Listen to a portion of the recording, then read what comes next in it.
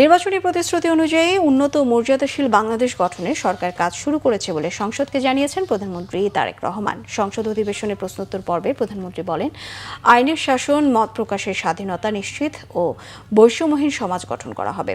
হামে শিশু মৃত্যুর ঘটনায় সংসদে দুঃখ প্রকাশ করেন প্রধানমন্ত্রী। সংসদ সদস্যদের প্রশ্নের জবাবে প্রধানমন্ত্রী জানান, কৃষিকে লাভজনক খাতে পরিণত করতে কৃষি কার্ড বিতরণ করা হচ্ছে। প্রান্তিক কৃষি শ্রমিক সহ 2,75,00,000 কৃষক এই সুবিধা পাবেন। প্রধানমন্ত্রী আরও বলেন, কৃষি কার্ড কর্মসূচির মাধ্যমে 10টি সেবা কৃষকদের হাতে পৌঁছে দেওয়া হবে। কৃষকদের জন্য স্বল্প সুদের ঋণ ও বীমা চালুর পরিকল্পনার কথাও জানান। বলেন, জলবায়ু পরিবর্তনের প্রভাব মোকাবেলায় ক্লাইমেট স্মার্ট কৃষি বাস্তবায়ন করা হবে। মাটির উর্বরতা রক্ষায় সরকার ন্যানো সার প্রয়োগকে বাড়াতে চায় বলেও জানান প্রধানমন্ত্রী তারেক রহমান। উন্নত, সমৃদ্ধ এবং মর্যাদাশীল বাংলাদেশ গঠনের লক্ষ্যে বিএনপির যে নির্বাচনী ইশতেহারে গণতন্ত্র, সুশাসন, অর্থনৈতিক উন্নয়ন এবং মানবিক মূল্যবোধের সমন্বিত বাস্তবায়নের উপর গুরুত্ব আরোপ করা হয়েছে।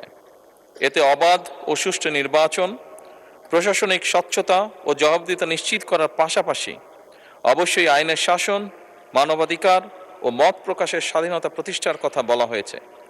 দুর্নীতি দমন, বিনিয়োগ ও শিল্পায়ন বৃদ্ধি, কর্মসংস্থান সৃষ্টি এবং মানব সম্পদ উন্নয়নের মাধ্যমে অর্থনৈতিক সমৃদ্ধি অর্জনের লক্ষ্য নির্ধারণ করা হয়েছে।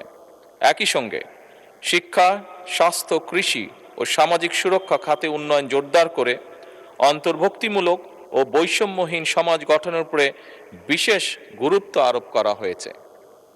এই মূল দর্শনকে বিবেচনায় নিয়ে প্রতিটি ক্ষেত্রে বাংলাদেশের স্বাধীনতা, সার্বভৌমত্ব, জাতীয় স্বার্থ, জাতীয় নিরাপত্তা এবং জনগণের কল্যাণে সর্বাগ্রে প্রাধান্য দেওয়ার লক্ষ্যে কার্যক্রম শুরু হয়েছে। এর ভিতর সমতা, ন্যায্যতা ও পারস্পরিক সম্মানের ভিত্তিতে বাংলাদেশকে একটি আত্মমর্যাদাশীল রাষ্ট্র হিসেবে প্রতিষ্ঠার লক্ষ্যে সরকার কাজ শুরু করেছে এবং কাজ করে যাচ্ছে।